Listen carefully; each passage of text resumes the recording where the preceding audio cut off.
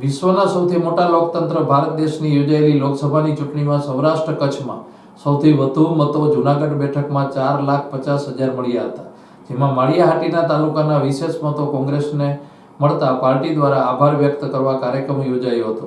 આ તકે લોકસભા ઉમેદવાર હીરાભાઈ જોટવા, જૂનાગઢ જિલ્લા કોંગ્રેસ સમિતિના પ્રમુખ ભરતભાઈ અમીપરા, પૂર્વ ધારાસભ્ય બાબુભાઈ વાજા, રણજીતસિંહ પરમાર, ભરતસિંહ ભલગરિયા સહિત તાલુકામાંથી કાર્યકરો અને લોકો ઉપસ્થિત રહ્યા હતા।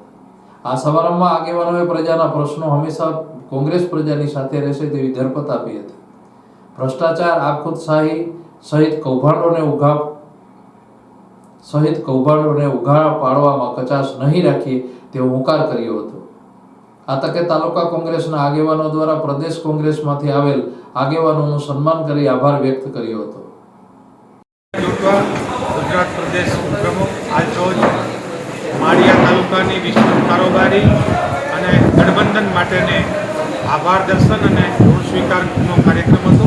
ખૂબ મોટી સંખ્યામાં વરસાદી માહોલ વચ્ચે લોકોનો ખૂબ આભાર માન્યો, કારણ કે જૂનાગઢ સીટ ઉપર 4,48,555 જેવા પ્રથમ મતો આપ્યા અને સૌરાષ્ટ્ર કચ્છના સૌથી વધારે મતો આપનાર આ લોકો છે એમનો કોંગ્રેસ પાર્ટી વતી અને ગઠબંધન વતી આજરોજ આભાર દર્શનનો કાર્યક્રમ હતો। એમાં આભાર માની પાર્ટીના સંગઠન માટેની ચર્ચા કરી અને આવતા સમયમાં જે ભારતીય જનતા પાર્ટી ખેડૂતોને ટેકાનો ભાવ ના આપે, ખેડૂતોને ઋણ માફ ના કરે, આવા ઘણા મુદ્દાઓથી ખેડૂતોની હારે ચર્ચા કરી અને આ વિસ્તારમાં પણ ખૂબ ખનિજ ચોરીનો લોકોને ખૂબ મોટા પ્રમાણમાં રજૂઆત આવે છે, એમના માટેની પણ ચર્ચા થઈ છે।